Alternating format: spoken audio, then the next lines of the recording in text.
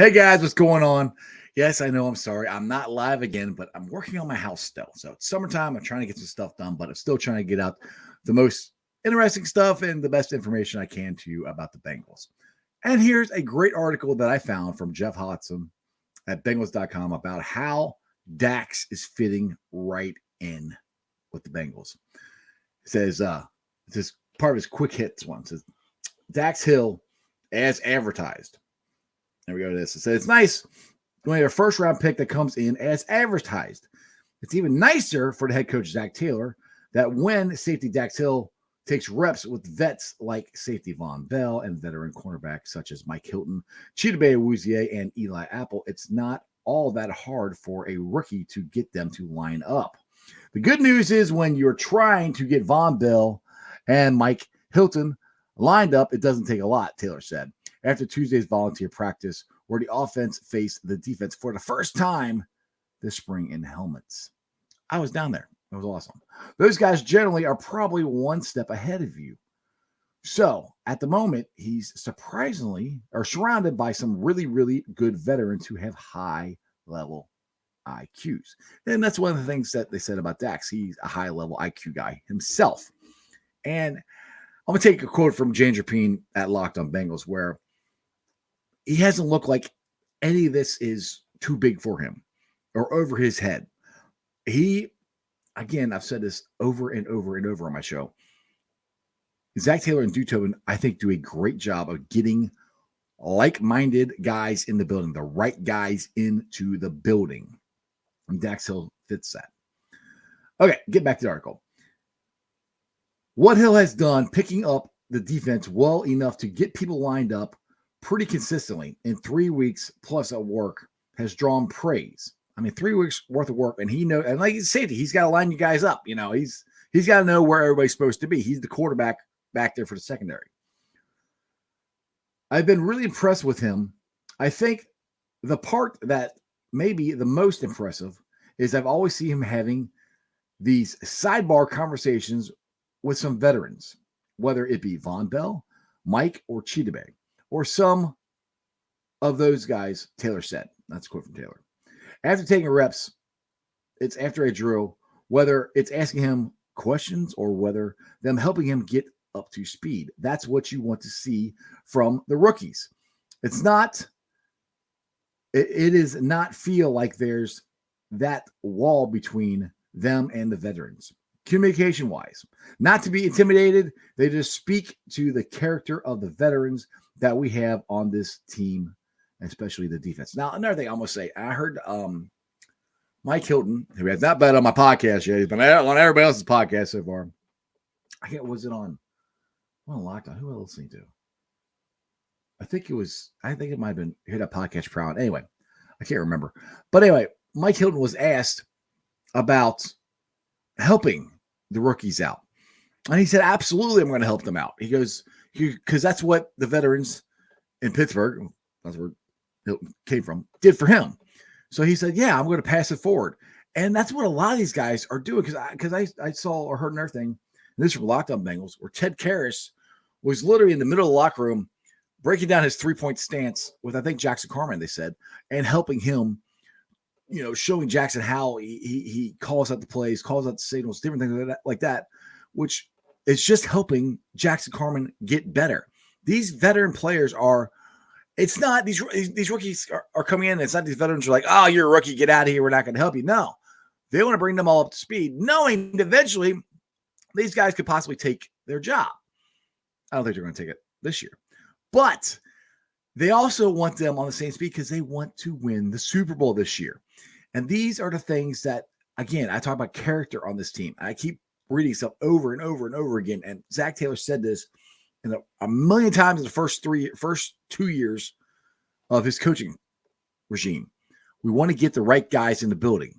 And he hasn't called it the Bengal way, but there is a philosophy that he has. And I can't remember what he said, but he rattles it off before. And it's something about, I think they have posts up everything, what being a Bengal is. I know character is one of the big things. And everybody they bring in or everybody they draft is high character, high quality guys. Again, like-minded guys. Like I heard an interview with Jamar Chase. And, they have the sophomore slump or whatever, which, could happen. But I don't think it's going to happen with him because of his mentality, of the work ethic that he has. Same thing with Dax Hill, Joe Burrow. These guys have this work ethic, this work mentality that, hey, we're here to do our job. Our job is to win football games. Our job is to make sure everybody's on the same page and we're all pulling on the rope the same direction. Now, Dave Lapham said this too. He said, the reason that they lost the Super Bowls, especially the first two, is they had, especially Super Bowl 16, he said missing assignments. Guys did the wrong stuff. They messed up. And I won't say that's kind of what happened in this last Super Bowl. I mean, if Quentin Spain can go outside and sit inside, or Trey Hopkins and slide over and just give a couple more seconds to Joe Burrow, he's going deep to chase and we win. And, Eli Apple came out and said, Dan Horde Bengals Booth podcast. He said, interviewing Eli Apple, talking about the last play where he gave up the touchdown to Cooper Kupp. And Dan Horde was like, you played it pretty well. There really wasn't a whole lot you could do. And Eli said, well, I beg to differ. And he rattled off a whole bunch of different things. I could have been on the inside a little more, could have done this, could have done that, He's critiquing himself. And to me, that's the thing that is going to help this team get better, because nobody is, oh, no, I did it fine. There's nothing else I could have done. I mean, they just made a play. He's like, no, they made a play, and he's not taking anything away from the Rams, But he goes, I could have done something more, something better. I'm sure Quentin Spain and Trey Hopkins, which are no longer on the team, they would say the same thing. They could have done something different, something a little better. And that's where this team is at. They are, it's knives sharpening knives. They're all trying to get themselves better and everybody else better.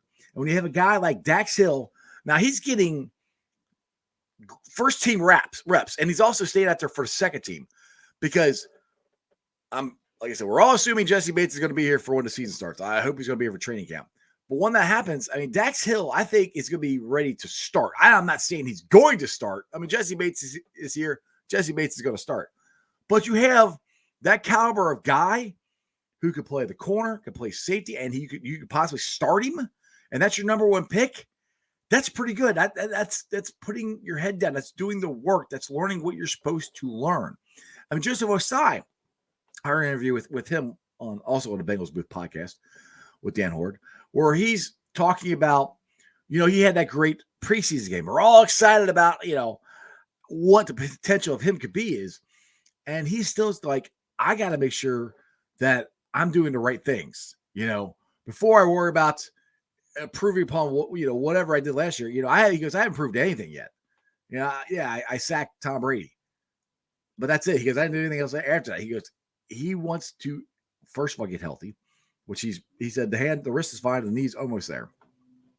Get healthy and perform at a high level.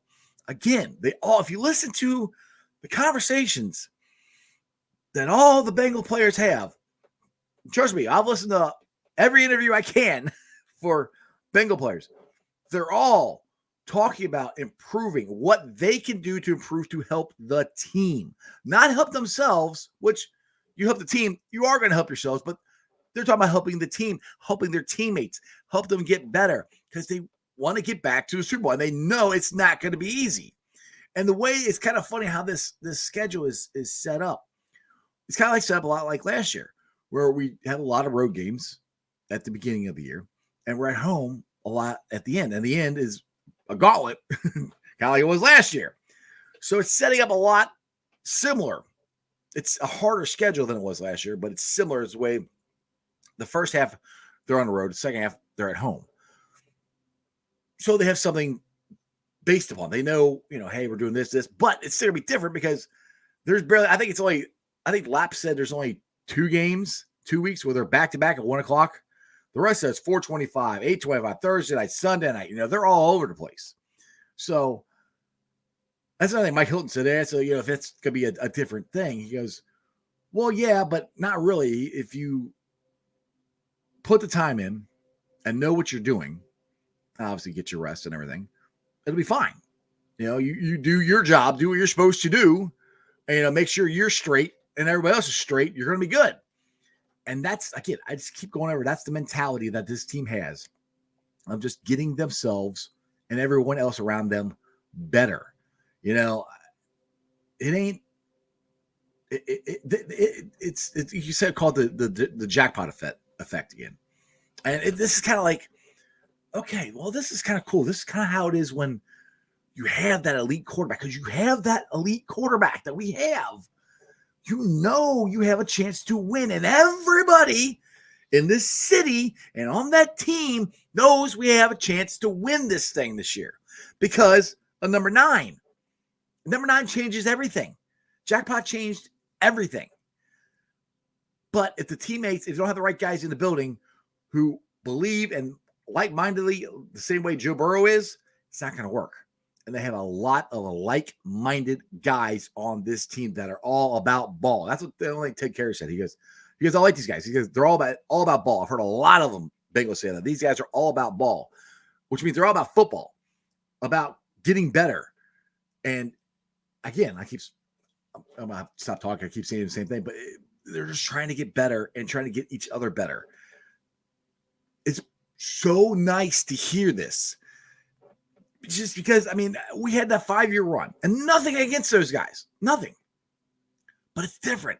These guys in 2022 are different than those guys back in, 2015, 2014. That run. It's different. I know you say it's different because, well, that was Andy Dalton and, we got Jackpot Joey Burrow. So that's a big difference. You're right. That's a huge difference. But I'm just saying the team in general, the mental makeup. These guys don't get flustered. Remember the 2015 meltdown? It ain't going to happen. It could have happened very easily in Kansas City in the AFC Championship game. Eli Apple stood up and made a play and changed that entire game. He tackles Tyreek Hill on the goal line, keeps him in bounds, and the play clock runs out. They score there. It's really hard to come back. But they made the play. And that's the thing. Where it drives me nuts when everybody keeps saying, oh, it's a fluke. Last year, fluke. No, it's not a fluke when you go to Tennessee and you beat them there. You go to Kansas City and you beat them there. That's not a fluke. They made the plays. They didn't make enough of them in the Super Bowl. That's the problem. And that's where they want to get back to so they can make the plays. They made the plays all year, and they made the plays, especially during the playoff run, because of the preparation that they did right now and they're doing right now. What they're doing now is going to benefit them later on in the season. Anyway, I hope you guys enjoy my videos. Like I said, I'm working on my house, so I will try to get back hopefully live Friday, most likely. Probably not tomorrow. I got something else going on. I'll probably be back live Friday, most likely. I hope you guys enjoyed the interview I did with Big John yesterday. It was a lot of fun. Go check it out. I've had some great interviews. Like I said, I had Delonte Hood on here. I had Deontay Smith on here. I had Darren Simmons on here. I had Bronson Arroyo on here. If you guys have missed any of those interviews or any of the Bengals Bridge Crew stuff, go back and check it out.